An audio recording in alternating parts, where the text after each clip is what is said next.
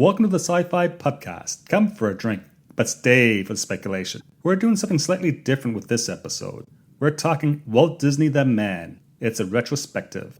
There's also a bit of talk from all the news coming out of San Diego Comic-Con at the very top of the show. So pretend you're at the Food and Wine Festival at EPCOT and get ready to be Disneyfied. This is the SciFi Pubcast.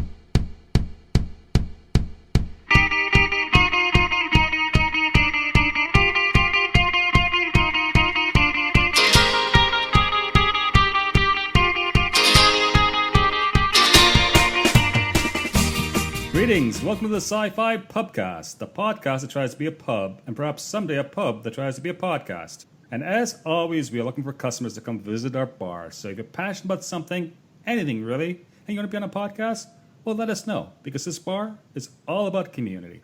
My name is Joel.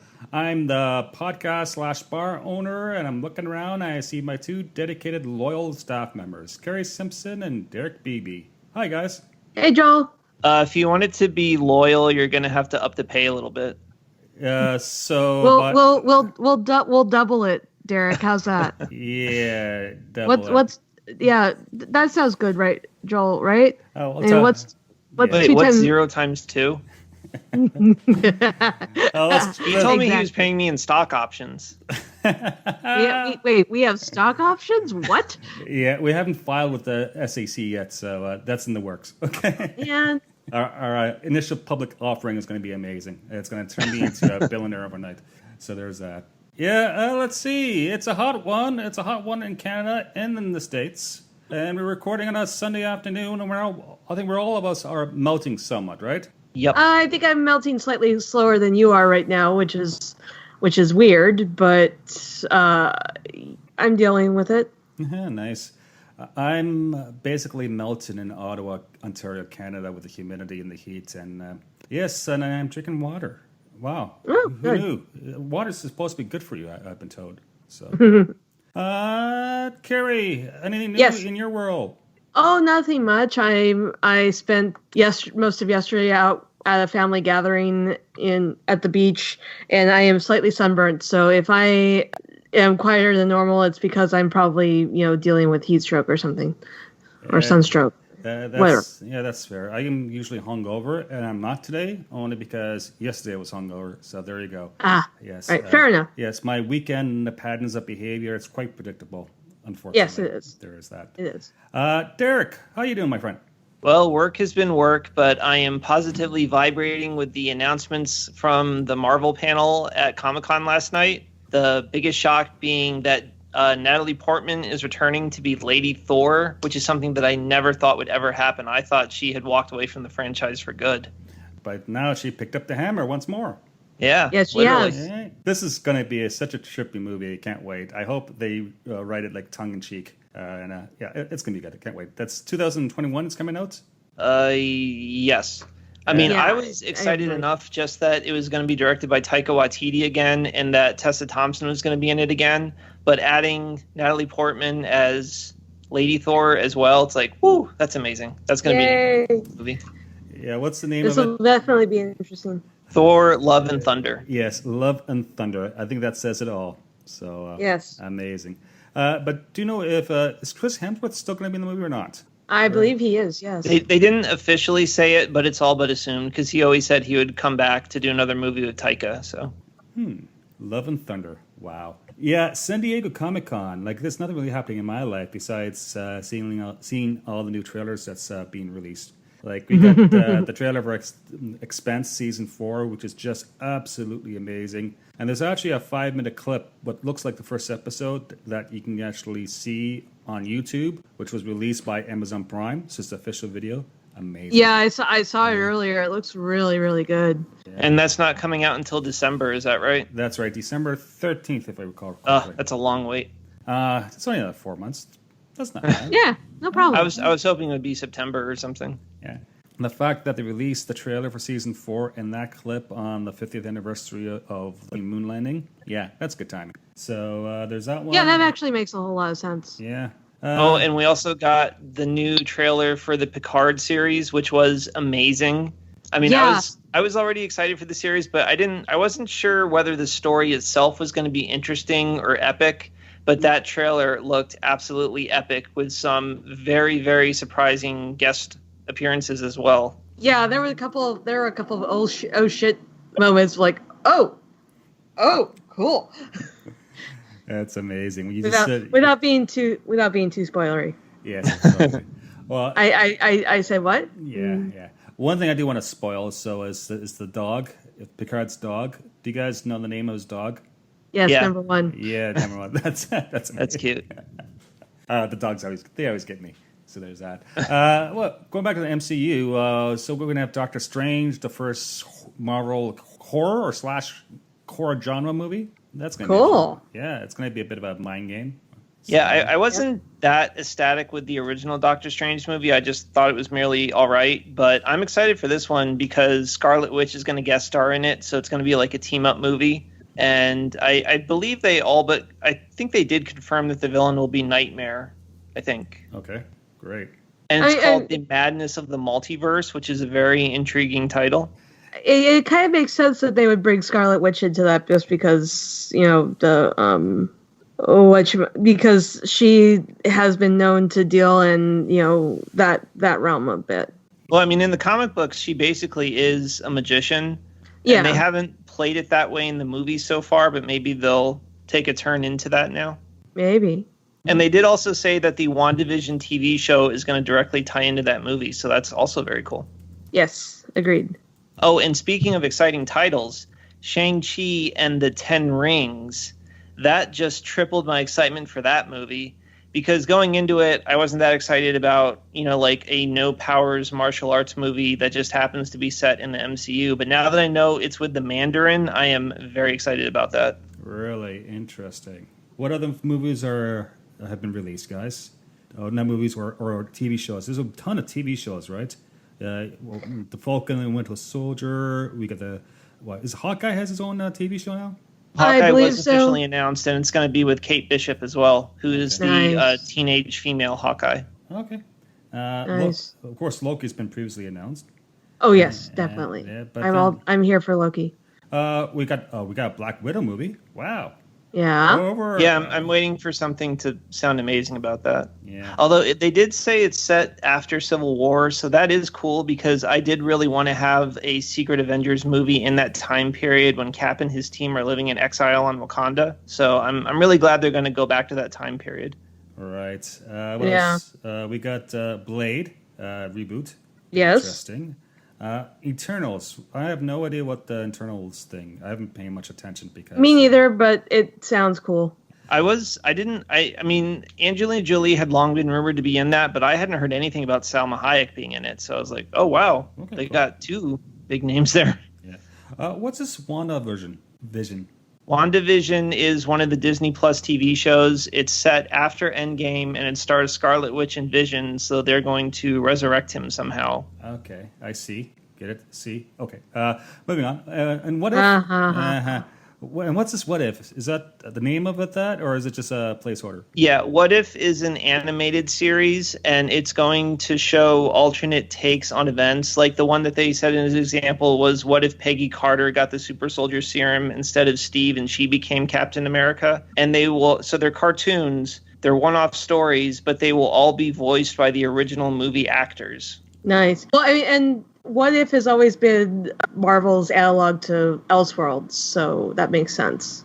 We just spent how many minutes talking about the MCU and all of that stuff from San Diego Comic-Con? Well, they are owned by Disney, so. It is. And I wonder what Walt Disney, the man, would think of the whole Marvel Universe side of the house, so to speak. Walt Elias Disney, I should say. But before we get there, guys, I just want to say a few things. Housekeeping. Sure. Apparently, Yes. our friend of the show, part-time staff person, Dr. Render Graham. Yeah, Never heard of him. Yeah. He's working on something. It's still in pre-production, but he may try to do something special. So, of course, he sends his regrets because he can't do this show. But yeah, let's see what happens. This could be very interesting. Very Okay. interesting. And as we'll be talking about Walt Disney the man, Walt Elias Disney. Of course, we're not going to do it justice. The man himself is a legend. But we can certainly point our listeners into the right direction of serious people who actually study Walt Disney for a living. The big one is like the Walt Disney Family Museum, which is located at the Presidio in San Francisco. And I've been there about 4 years ago, and it's amazing. And it's great because you can, do the museum, then you can walk a block or 2 blocks away and check out Lucasfilm. So I definitely recommend that one. It was started by Diane Marie Disney, who's the daughter of Walt Disney, and she's passed now, but they put a lot of work and a lot of money in that museum. So it's definitely check that one out. Very cool. Yeah. Other thing, there's another podcast out there called the Disney History Podcast, which is associated with the Disney History Institute. Definitely worth checking out. The guys who do that, the one guy in particular, he does his research. He's connected, so he gets a lot of interviews. And if you're into Disney history at all, definitely DHI Podcasts, available at your podcast of choice, podcatcher of choice. So there's that. And Nice. this is kind of like a strange show, I must admit, because usually here at the SciFi Pubcast, we banter and speculate in science fiction and geeked properties. And Derek makes bad jokes. Speaking of which, Derek, how's our kitchen doing? Why do you make it sound like my kitchen is a joke? I put a lot of hard work into that, Yeah, no. I sure you do, and we love you for it. Like, for example, I've made a special meal for today. I call it Oswald the Unlucky Rabbit. Now, Carrie, you know those bunnies that the Ewoks keep upstairs in their rooms? What? The bunnies. What? That they what keep did you their do? pets. What Okay, did you look. do with them? I want to make it very clear. This was not my fault, okay? I went upstairs and I opened the door to look in for dirty dishes because they never take them downstairs. They're always leaving them up there and they start smelling bad in a way different from the normal smells in the kitchen. So I go up there to get some dishes, and the moment I open the door, all these bunnies run out. They must have left the cage doors open or something. So I chase them downstairs. They run into the kitchen and they hopped right into the fryer. So it's a tragedy, of course, but waste not, want not. Oh, God. What's next? We're going to have a mice prom? Well, that's what I was already cooking in the fryer. All right. Okay. So kind of a smorgasbord thing going on. Uh-huh. Great. See? Yeah. Joel, question. When did we let Derek install a fryer in the kitchen? I don't know. I must have been hungover at that. I mean, we're not. Meeting and, I don't know. We're not supposed to let him near vats of hot oil. Yeah. See, this is what happens when you call in some days. You just don't want to be there, and your staff take advantage of you, and I would never do that, Joel. No, definitely not. You know what? I'll trust you. I'm talking about another staff member. And on an unrelated note, Joel, I would like to have a stronger door for my room with a better lock because I kind of fear for my safety now, quite frankly. Right. Okay. Yeah. We'll appoint. The Ewoks to You look think into the Ewoks need doors? Dear Lord, this is getting. Also, I noticed them constructing some kind of a rope and log pulley system outside in the hallway of my room. So could we get them to stop doing that, please? That'd be smashing. I have stopped questioning their security measures because they're very effective. God. All right, getting back on track, we're doing a retrospective on Walt Disney the man, Walt Elias Disney. Yes, that's right, Elias. I have to work on pronouncing his middle name. And you might have heard this person before. He's the guy who founded, the Walt Disney Company. And to begin with, there's a ton of information on the internet about Walt Disney. If you just go on YouTube, you can watch documentary after documentary about his life. Literally, I've been watching Walt Disney documentaries for the last 6 hours. So some of the footage is just amazing. Definitely worth it if you're into Disney or Disney World or the Disney Company, just to see the history of it and what it is now versus where it came from. I'm excited for this topic, guys. What about you? Yeah, that sounds fun. Hey, if you were watching a bunch of videos with sound, perhaps you could tell me how the name of artist Ub Iwerks is pronounced? I've heard Ub Iwerks, but of course you asked me how to pronounce names. That is a great name, by the way. That is very science fiction-y. Yeah. It's funny with Ironworks, he actually backed Walt Disney when Walt Disney got shafted by Universal, and then he then actually went and worked elsewhere after the fact. So it just shows how cutthroat the animation business was in the 1920s and 30s. And it's so funny to think that Disney and Universal have been rivals even going back in the 20s. So it's this ancient feud between two great houses. Well, I think both make money, so it's like, eh. What do you think? We have to talk about the Disney family first before we can focus on Disney, Walt himself. Because the Disneys, they didn't come from money. They had some really hard luck in their life. Walt Disney was born in Chicago, but before that, his dad, Elias, was from a part of Canada called Ontario, just by Lake Huron, by Goderich, which is maybe 3 hours driving distance to, say, Detroit. And they immigrated to Illinois and then quickly to Kansas City in Missouri, where Walt actually grew up. Wow. And because his father got sick and had to sell the farm, literally had to sell the farm. So, and you come from poverty like that, saying, I think that definitely influenced Walt Disney coming from such humble beginnings. Oh, I'm sure it did. I was actually surprised about that part because obviously I go to Disney World a lot, so I see a lot of, the history of Walt Disney things, and they always play up the fact that he grew up in poverty. But as I was reading this biography today, the father owned a farm, he was buying stocks in companies, he was buying companies, he was giving his son the money to start these companies. Walt would form a company, it would fail, he would get more money to start again. It sounded a little upper class to me, and it sounded a little Donald Trumpy, if you will. Yeah, I need to research. Yeah, but more. he actually seems to know have known how to run a business. Well, like I said, a lot of his early business ventures did fail, and the Disney production company was also on the verge of failure for many of the early years, which I was also surprised to read about. Yeah, especially right after the Second World War, where they couldn't make any money or profit during the Second World War. They were doing U.S. government propaganda films at cost. Their overseas markets dried up because of the war, so they weren't making any money overseas, or the money they made previously was frozen in bank accounts. Mm-hmm. Yeah, tough. It's a tough go. I knew that when he made his first feature-length movie in Snow White that everybody said it was going to be a massive failure and that it was stupid to spend so much money and time on it, but it ended up doing well. But I didn't know that the next 2 or 3 or 4 or 5 films after that either lost money or barely broke even. So he was on the verge of failure for many years before he finally had another hit and solidified his role in animation. Oh, yeah. What strikes me about Walt Disney is that he was driven as an entrepreneur, but he was also driven as an artist, right? And I think what helped him a lot was his brother Roy, who basically restrained him and was the business person involved, his business partner. So it was Roy who drummed up most of the money to save Walt and his creative endeavors. And they had this relationship that lasted decades and decades. Well, yeah, because they were brothers. Yeah, of course. And they were just business partners as well. So you think about that. Very true. If you look at going back, just put some dates around.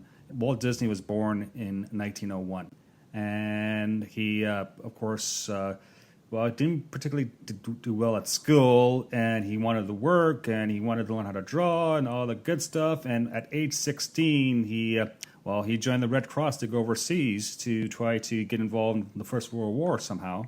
And, of course, the First World War ended just when he showed up, but he was still spent a year or 2 in France as an ambulance driver. Oh, nice. So, and he faked his date on his birth certificate in order to appear to be young enough to join and fight the war. So that's some real Steve Rogers stuff going on there. Absolutely. And you look at that, you must have seen, you have a place that's devastated from 4 years of the worst fighting ever seen up in history up to that time period, and he's driving an ambulance. Yeah, that's pretty hardcore. Yeah. Even after the war ended, there was so much sickness and just so much pain and wounded soldiers and wounded civilians. I'm sure France wasn't a barrel of laughs, so to speak. But at the same time, before he went over, when he came back, he was influenced by vaudeville. He was influenced for the gags, and that's part of the theater tradition. So maybe with the traveling abroad and just the influence of, I want to say pop culture. The term wasn't around yet, but the culture itself, I think, definitely influenced the young Walt Disney. Yeah. And yeah, so a lot of things happen. And this is a man who later will win 22 Oscars with 59 nominations. So, yeah. So, and he still has more Oscars than any person who has ever lived. Yeah, I don't think that's going to change anytime soon. And, of course, he struggled after the First World War when he came back. He tried to make it go, got a couple jobs animating, but it was a tough industry, which was just not even an industry at the time. It was so nascent, so just starting off as an industry. So it was nickel and dime, like a business, so to speak. And eventually go in and he set up, he moved to California in the early 20s, and he set up this studio with his brother called Disney Brothers Studio. And that's where, of course, we have, come on, Derek, you can say this. It's a bit hairy. Say what? What he was working on when he was working with his brother, his first time around. Oswald the Lucky Rabbit? Yes. Okay. Excellent. Geez, I didn't know there was going to be a pop quiz. Derek, I think we're all Disney fans here, but out of the three of us, I think you're the guy who actually lives it the most, okay? Yes, well, I'm an expert on Disney World, but the history of Walt Disney, not so much. Yeah, so he basically created this animation studio called Laugh-O-Gram, and that lasted for a bit before it got screwed on a contract, and they went bankrupt. So the moral of the story is always read your contract. You got to pay your contract lawyer a lot of money. That's where you should spend money, is on your lawyer. Wait, is that right? There you go. So, yeah. So think about this. He got his staff basically stolen from underneath him by the people who later will become started Universal. He basically lost the right to use Oswald the Lucky Rabbit. So his number one hit, he couldn't use it anymore. So what do? Well, of course, you start again. You get back up, and you go and you try to continue to do your art. So, so he established the Disney Brothers Studios afterwards and won a contract, finally, after a lot of persistence and hard work, for the Alice Comedies, which is a series of a young girl filming in live action in a way, interacting with different animated characters. So there's that. And literally that's, California, all this stuff. It's tough. Just imagine working in the 20s. It's the roaring 20s. It's right before the Great Depression. Mm-hmm. But, they moved to the Walt Disney Studios in the new building on Hyperion Avenue. Is Hyperion Avenue, is that in Los Angeles or is it in Burbank? There's no Hyperion Avenue in Burbank, so I'm guessing that's Los Angeles. All right. So there's at least there isn't at the moment. Yeah. And all this stuff, we're not doing this justice at all, but there's a lot of history. Go watch some of the documentaries, and of course, go and check out the Walt Disney Family Museum. They have a great website, just to let you know. Eventually, after taking a very long train ride from New York City back to California, good old Walt, he's desperate. He just got screwed over. He's going to be another bankruptcy is on the horizon. He needed some sort of creative idea, something that's that shows like he's serious and that he's not going to give up. Like he's not messing around right now. So what did he do? 1928, he basically leveraged the whole talking picture revolution, and he produced this little innovative cartoon called Steamboat Willie, featuring one Mickey Mouse. Wow. Yeah. One thing that I didn't know that really surprised me was that Steamboat Willie was the first ever cartoon produced with sound. Because before that, they would just have someone, I guess they would just have someone playing a piano in the theater itself. But the film itself didn't have sound. So Steamboat Willie was the first ever cartoon with sound. Yeah, I think the first live action was The Jazz Singer. But in terms of animation, I think you're right, Steamboat Willie, and it's just not sound. It was instrumental. Animation lent itself to sound better than live action during that time period because it was easier to sync with a cartoon than it was with an actor in live action trying to line up the audio track with what you see, the images in front of you. That makes sense, actually. Yeah. And sometimes I think to myself, I could be an animator, but I can't even draw a stickman very well. So, yeah, there's that. God, yeah, someday perhaps. So I'm guessing before they started having actual sound like that, when they would show a character talk, they didn't actually have to sync it to words. So maybe they just made their mouth flap randomly. Yeah, but Disney was such a perfectionist.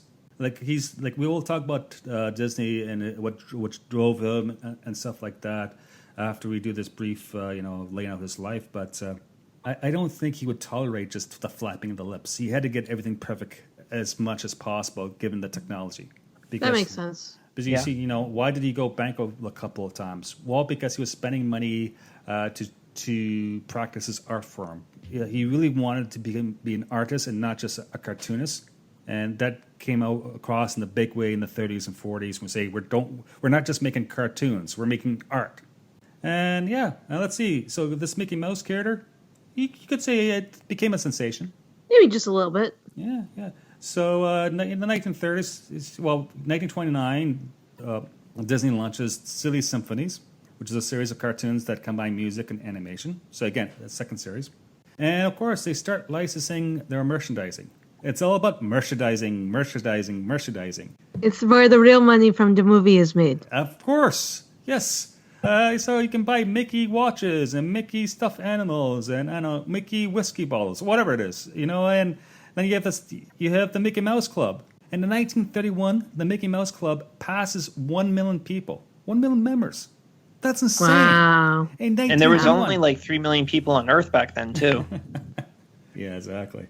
And in the 30s, you see Walt in his studio acquired, a contract to do Technicolor, which is now the first time they're doing color animation. That's insane. He did the Three Little Pigs, all the stuff. And of course, in his personal life, his wife finally gave birth to a daughter, Diane Disney. And that's 1933. In 1936, his wife, Lillian, and Walt adopted another daughter by the name of Sharon. So at the same time, his family was growing. He was very much like a family man. At least he tried to be. At the same time, he's working insane hours to the point where, he had a nervous breakdown in the early 30s and had to take a very long vacation and change his lifestyle, become more he took a polo, for instance. This was a man who is a constant chain smoker. Oh, wow. So, he took a trip down, I think it was D.C. to Key West, and then spent some time in Cuba, and then took a cruise to the Panama Canal to go back up the Californian coast. Mm-hmm. That just goes to show you that anyone can suffer from being overworked and being driven being so driven where the stress catches up with you, because stress can affect anyone. Yes, I agree. So there's that. That's why I never put any effort in anything. Oh, God. That's great. Lovely. You can tell just if you have eaten anything at the SciFi Pubcast. I mean, now we're getting into the area where I think, Derek, you may know a lot more about this stuff than I do, because we have the start of the whole movie business, feature-length animation, starting with Snow White and the Seven Dwarfs. And so, correct me if I'm wrong, but that's the first ever feature-length animated movie, right? That's right, yes. Yeah, that's amazing that he was the first person to create a cartoon with sound. He was the first person to create an animated feature movie. The first one to use, what do they call it? A multi-plane camera, where there's different levels of art so that there's an illusion of dimensionality with the backgrounds looking different from the foreground characters. Yeah. It's amazing to think that none of that stuff existed until he or his people invented it. Well, it's kind of like how there's lots of stuff that didn't really exist until Lucas came up with it. Yeah. Yeah, I was thinking the same thing, is that Walt Disney and George Lucas, and even Steven Spielberg, they all share this love of innovation. And they all have this engineering part of their brain that they use to actually create the means to deliver their art. Yeah. That's just really cool, in my opinion. And everybody said that Snow White was going to be a horrible bomb, that he was spending too much time and too much money on it, but it ended up being wildly successful. Yeah. It made $6.5 million. That's a lot of bank back then, anyway. Yeah, let's just say it didn't come up short. Oh God, Seven Dwarfs. The original dwarfs in pop culture. None of this Lord of the Rings business. There it goes. Okay. What else? So that was 1939. So the Second World War was beginning in earnest. The United States would not enter it until the very end of 1941, following Pearl Harbor and the attacks there by Imperial Japan. And suddenly, well, guess what? U.S. soldiers showed up at Disney Studios saying, "Hey, we need to use your land," and that caused a lot of consternation. And Walt Disney worked out a deal with the U.S. government to make propaganda films during the Second World War. At the same time, he was releasing other films that are classics now, films like Dumbo and Fantasia and Pinocchio. Mm-hmm. And as I recall, none of those were particularly successful. So this is kind of the dark period where it looked like the entire company could fall apart. Yeah, because they can't make enough money to support their infrastructure and the studio. Because in order to produce these films, they literally had to hire thousands and thousands of animators of various skill level and various styles. And it's tough. And at one point in 1941, the famous Disney Studios strike, where you have animators going on strike. They went on strike to try to unionize. Yeah, and that caused a great aggravation, both to Walt Disney himself and to the industry. Imagine being a worker and working very long days and not being adequately compensated for it. So No, I can't imagine that at all. no, that never happens anymore. That never happens. Yeah. At this stage, I think it's pretty clear that Walt Disney really is a creative genius. He also drives his people, and he expects results no matter what. And that goes to show that there's two different Walt Disneys. There's his public persona, which I remember as a child watching the world of Disney, 10 years after his death, or 15 years after death. I was about to say, you're not that old, Joel. No. I was born in 1974, and I still remember watching as a kid, The Wonderful World of Disney, and watching Walt Disney when he's filming it in the early 60s. And, think about that. They were still showing that stuff 15 years later, 20 years later. Wow. And then, of course, you have the business side of Walt Disney, where he wanted to succeed so badly. Sometimes he used and abused his own people to get the art he wanted or to get the quality he wanted. And then he testified against them, blacklisting them as communist sympathizers to the UAC committee. Yeah, because, of course, unions are communists, right? So, yeah, of course they are. They only want, fair treatment and workers' rights and weekends and stuff. Yeah, so... we don't need any of that. Yeah. It's hard to look back at these historical people and say, hey, this person's bad and evil for this reason, especially when you think about the time they were working in. But saying that, it's difficult because Walt Disney has been accused of being anti-Semitic, yet he hired Jewish people as animators. He hired the first black animator of all the major studios. I think at the end of the day, if you see some of the documentaries, some of the people he worked with, they provide interviews saying, yeah, Walt Disney was so driven and he wanted results. He just didn't care who you were. He just wanted results. And he was somewhat aloof to his workers. And he was a family man. So he spent most of his time when he's not working, which was the majority of his time, with his family. So I've heard it described this way. Walt Disney, the public person, didn't smoke. Walt Disney, the man, the real man, smoked constantly. Like Walt Disney, the persona, doesn't drink. Well, Walt Disney drank. Things like that. And going back, well, look at the Disneys. Look at the movies from after the Second World War. So from the 40s to the 50s, they dove into the whole natural documentary business because they saw it as a way to make money. They were the first studios to actually get involved in television, and they made a load of money in television by doing stuff like Davy Crockett, like re-releasing Davy Crockett that was on TV and releasing it in the in the movie theater for money. Wow, who knew? And and I think the smartest thing is finally in 1953 they actually created their own distribution company, the Buena Vista Films, that was huge. But you think of all the problems in early in his life about getting screwed on contracts and trying to get his product to the market so it's be shown, and how much Walt struggled with that. And in 53, we can do it ourselves. Yeah, I mean, that works, right? What else is there? This little little park called Disneyland. Never heard of it. No. Full disclosure, I've been to Disneyland 3 times, and I've been to Disney World maybe a dozen times in my life. Been to Disneyland more than that, but I haven't been in at least a decade. So A decade? At least. Oh my God! I know. There. I'm busy. Well, I've only been to Disneyland once as an adult because it's on the wrong side of the country, but I've been to Disney World many, many times in the last 10 years. I grew up in Florida. I lived about 90 minutes away from Disney World, so I went a bit as a kid, and then I didn't go for like a 15-year period as an adult. And then I went as a vacation one time and just rediscovered my love for it, and now I go as much as I can. But it all started with Disneyland in Anaheim. Actually, it's all started with a mouse, but let's not quibble. And again, this was a crazy move for him to do, something that people thought was going to fail. He sunk a ton of money into it. The opening day of the park was an utter disaster. They had barely finished construction.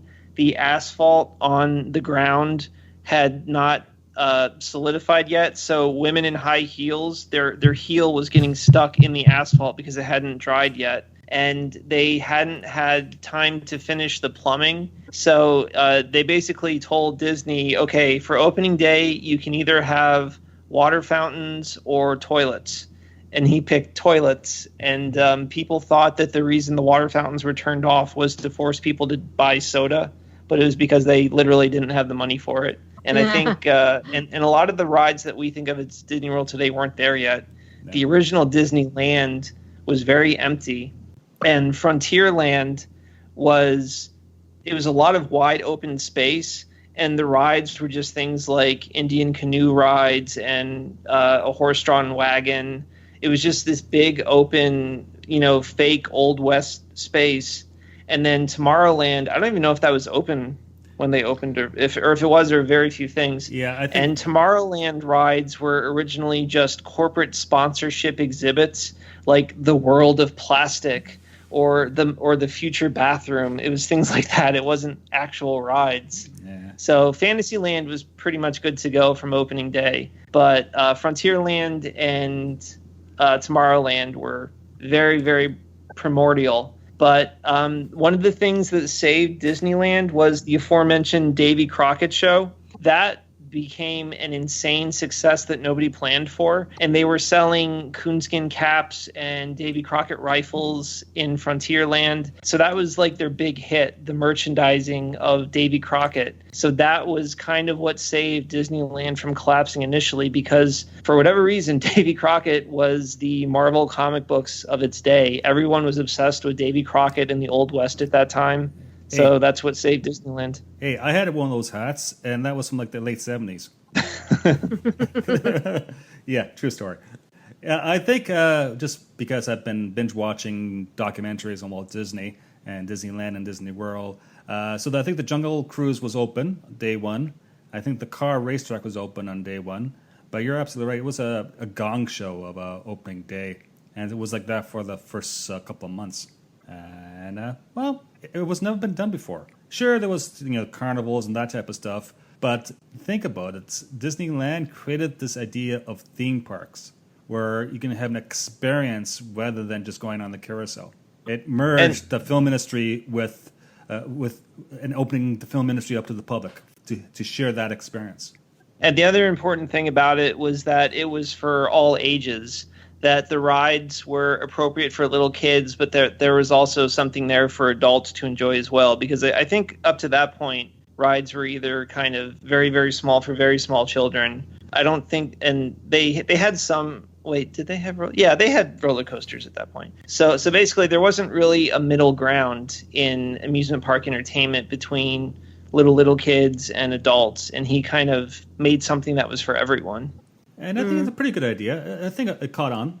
Well, I think so. I mean, it's not like they're closing down the park or anything anytime soon. No. It's not like a D23 is happening. What, next month? There you go. It's a month from now. Yeah. Oh, and the funny thing about Autotopia, which is the little, go-karts, the little driving cars you can drive around in, when they opened in 1955, that was actually a huge novelty because most Americans actually didn't have cars back then. A car was still considered to be a rare luxury back then. So the chance for kids and adults to drive around in a gas-powered automobile, that was actually a big deal back then. I think this was even before the construction of the highway system. I believe that was done by Eisenhower in the late 50s. So obviously there were roads, but it wasn't a unified system. So yeah, it was actually a big deal to get to drive a car back then, whereas today it's, very commonplace. Interesting. Disney definitely gave a lot of people a certain drive. And I don't remember if the monorail was there on opening day yet, or if that was later, but that was also kind of a big futuristic piece of technology for the day. Yeah. I wonder, in 1955, could you buy beer at Disneyland? No, they not. did not serve alcohol in Disneyland up until the opening of Galaxy's Edge a few months ago. You could buy it in California Adventure, which is the second park. Yeah. Once that opened, but in Disneyland proper, Walt forbade the sale of alcohol, and that lasted up until a couple of months ago. And even now, you can only buy it at Agda's Cantina in Galaxy's Edge. You cannot buy alcohol anywhere else. That's not entirely true. No, there's a secret. You can buy alcohol in Club 33. Yeah. All right. Well, Club 33. If you can get into Club 33. You have to be like a millionaire to get into there. So Yeah. Or you have to know people. Yeah. I don't know any people. Be interesting to have. I've never been, and maybe someday I'll get invited. We'll see. Now you can get alcohol at Walt Disney World. Oh, so no. that's been a thing. But Disneyland, they've been preserving Walt's legacy on that. No, I don't think that's correct because I've been to Disney World recently, and actually more than I went like every 2-3 years because of all the Star Wars celebrations, and you have to go off property to get alcohol. Well, you can. They definitely have alcohol at EPCOT. Or are you talking about Magic Kingdom specifically? Yes, Magic Kingdom specifically. So you have to go to that one you might be right about. Yeah. I'm not a drinker, so I don't pay attention to that. So you have to go to the Peloponnesian Hotel or the Modern Hotel, which is the closest places to get booze. So you have to go to a Disney resort. EPCOT, of course, is known for its food and wine, so that's huge. So this is where they steer most of the adults if they want to go and partake. Yes, little known fact. Yes, where to drink at Disney World. Yeah, not the Magic Kingdom. Definitely not the Magic Kingdom. I made a mistake. One of these days I'm gonna get down to California Adventure for the wine festival down there, but it hasn't happened yet. Yeah, I heard good things about that, and literally I want just to retire to Celebration, Florida, and just to wake up every day to go to Disney World. That could happen. Assuming Florida's not underwater anytime soon. Sure. Yeah, we'll see. If not, just buy a boat. There's that. So going back to our good old friend Walt Disney, the whole 1964/65 World Fair in New York City, that's quite influential on what will later become Disney World, believe it or not, because Disney sponsored several different exhibits during that time, and that's where he really focused on, and of course I'm going to mispronounce it, animatronics. Animatronics? Yes, there's that. So this is where he caught that bug, so to speak, and the whole Abraham Lincoln business, that's amazing. So sure, there was a tiki room in Disneyland, and they kind of up the technology to have this exhibit at the New York City World Fair with Abraham Lincoln speaking to people. And you understand, this is the mid-'60s, right? No one had ever seen that happen before. So it was quite the hit. It was particularly impressive because the Abraham Lincoln robot could stand up from a chair. So it wasn't just a robot bolted into a chair. He was actually able to stand up from a seated position, talk, and sit back down again. Amazing.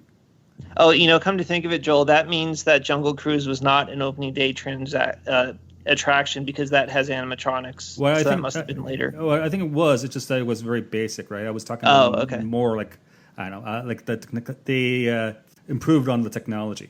Gotcha. Because there's a whole thing where you can have the robot to actually move slow and with purpose, or fast and clumsy, and they had to fix that. There's a whole, this is a separate branch in engineering about all of this stuff. And if I knew how to actually draw and do math, I might be involved, but I don't. So yeah, I do a science fiction podcast that deals with alcohol most of the time. So there's that. So what else is there? Let's see. Oh, I've got a fun trivia question for you guys. Okay. Do you know why Polynesian and tiki culture became so popular in the 50s and 60s in America? Was it because of the Pacific War and a lot of Americans served in the Pacific? Yep. Yeah. So all the servicemen that were in the Pacific Theater, they came back home, loving the culture that they were exposed to over there. So it became a cultural phenomenon over here because they transplanted it over.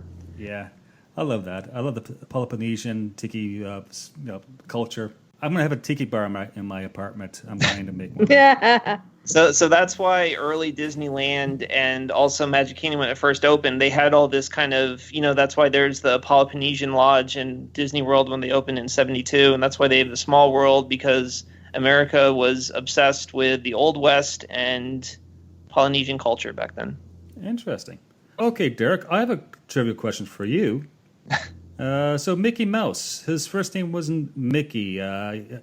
Walt wanted to call him something differently, and his wife convinced him otherwise. What was the name that Walt originally assigned to Mickey Mouse?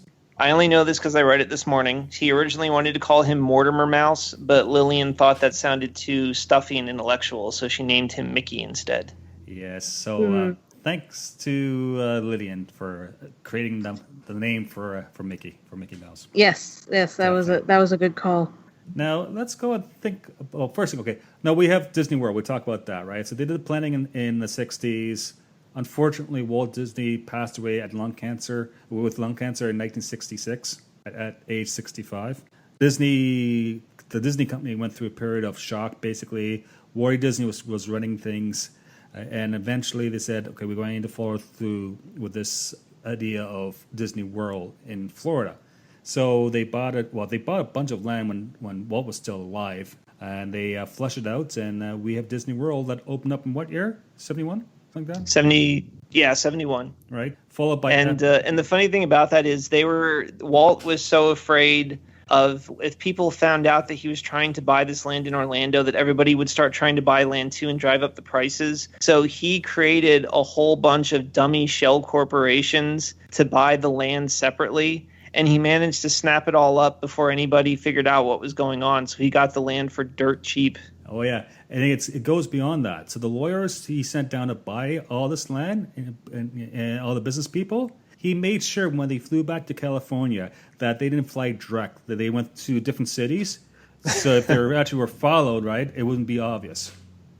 That's some tradecraft happening right there. So yeah, there's that. And unfortunately, one of the things that Walt Disney was hoping to build over there was an actual working city of tomorrow called EPCOT, Experimental Prototype Community of Tomorrow. So he wanted to build an actual working city based on future technology. And that never happened because once he passed, the people who took over the corporation at that point were not particularly interested in that. They were more interested in making money and building theme parks. So EPCOT just became a theme park. Now, the city of Celebration, Florida, was also created by the corporation as they were building Disney World. And that was kind of like a half-assed version of his future city. There wasn't much special to it. It was basically just a small city owned by Disney. Yeah. Oh, here's another fun piece of trivia about Disney World. They are basically their own government. They're allowed to write their own laws within, their property. So they're kind of their own little separate municipal authority, separate from Florida government. Yeah, they have their own fire department. Yeah. They don't have their own police force. I think it's, what's the Orange County Sheriff's Department? What is it in Walt Disney World? They have a local sheriff's department. Yeah. You see that when you walk through the front gates, right? So they have armed police officers working. Yeah, so sadly, Walt did not live to see Magic Kingdom or Disney World get built. He was basically just there for the initial purchases and planning stages.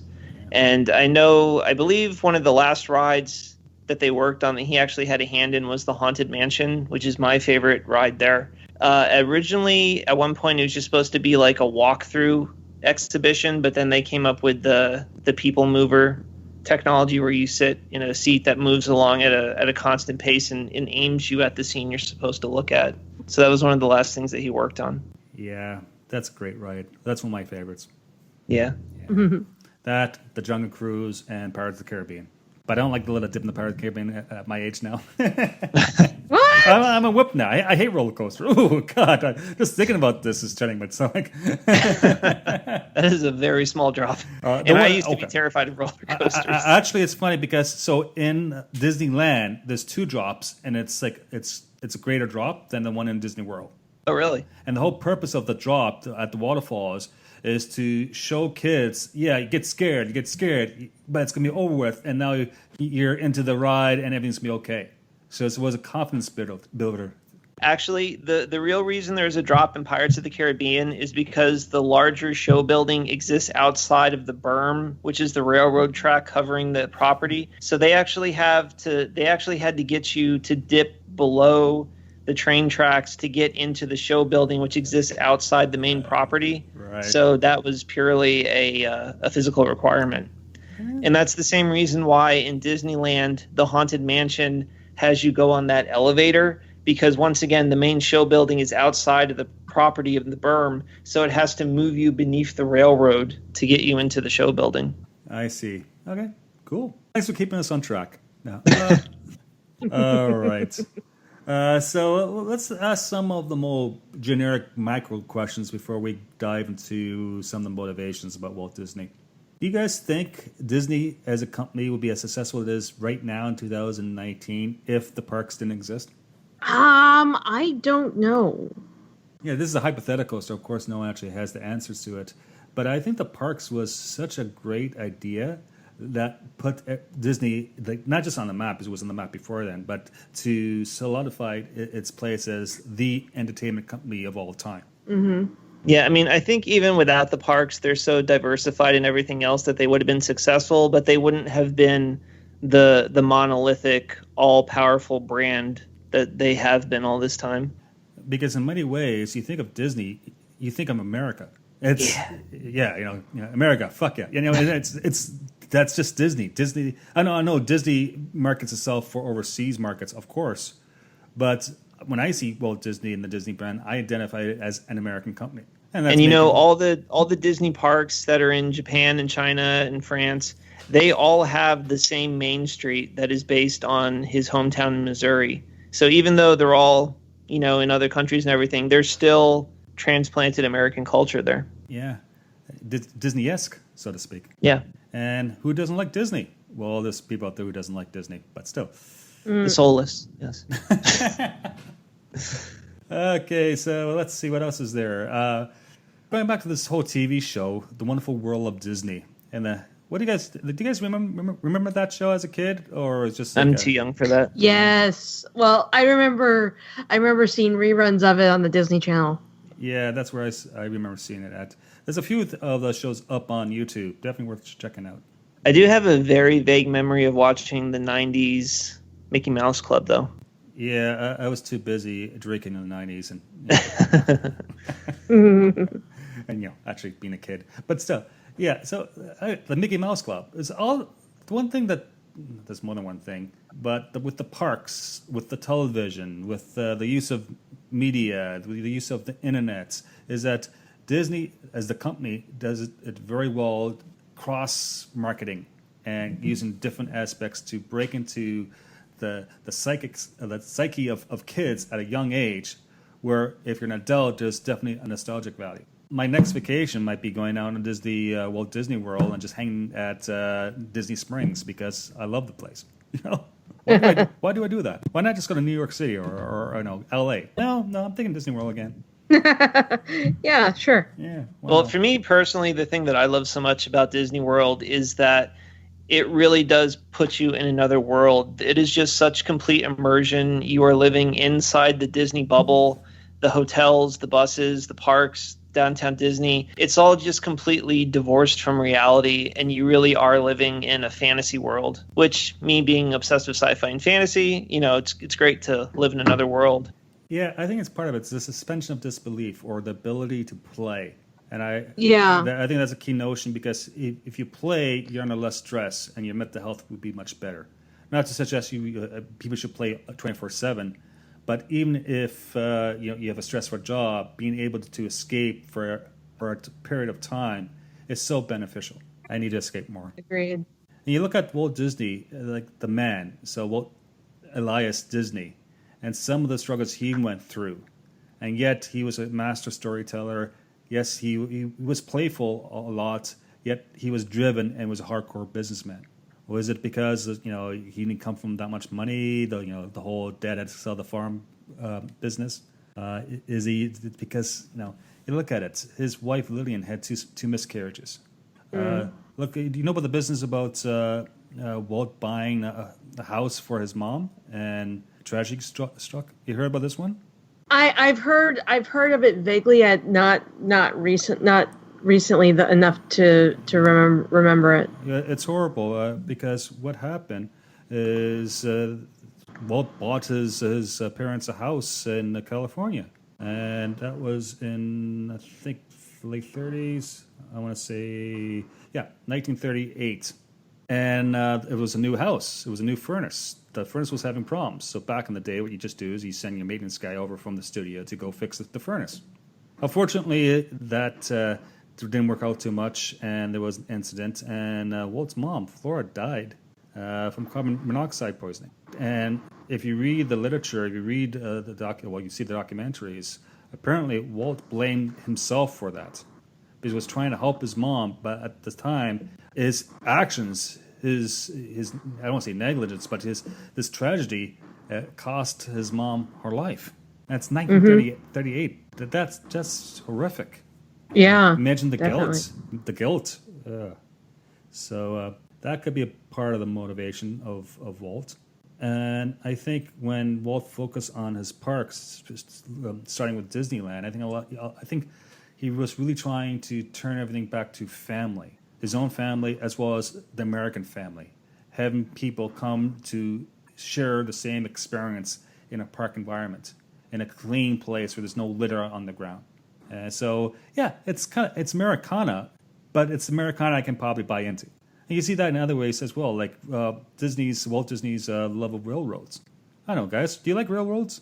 Yeah. I mean, I grew up around my grandfather and my dad both like trains. My dad has a large train track running around the property of their house right now. So yeah, I can safely say I like trains. Yeah, I'm kind of indifferent, but I don't care about trains. Yeah, but the thing is, in terms of Walt Disney's life, he loved trains because that was the thing. He latched onto them, and that's so interesting. And then he went and he built theme parks with a train running through it. I wish I could do that. Like Walt Disney is like Tony Stark without the arms industry. It's this, I want to be the next Walt Disney. I want to be the next Tony Stark. How do I get there? Can someone loan me some money? Okay. Yeah, so interesting. Who's still active within the Walt Disney Company from the family? I don't think there's anyone actually from the family who's active in the company. Yeah. They some of them may own like stock or something, and I know Abigail Disney has been very outspoken about workers' rights at the company, but she's not actually involved with the company. Yeah. So all she has is the weight of her name behind her. Yeah. So she's the daughter of Roy Disney and Patricia Disney. Mm-hmm. She has a PhD. She's been outspoken. And recently, as of about a week and a half ago, she has criticized the Walt Disney Company for the salaries they pay their workers at the parks. Well, yeah, because you can't afford to live at what they supposedly pay at Disneyland.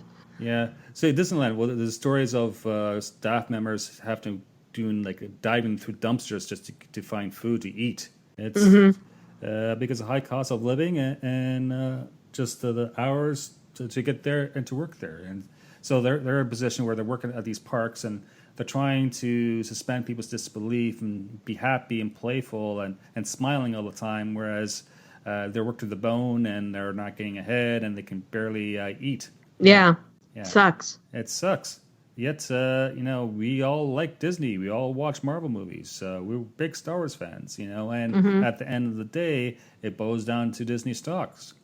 So I'm sure there's going to be, I think there better be a better balance eventually. And hopefully the senior management team at Disney will look at this as a serious issue. Yeah.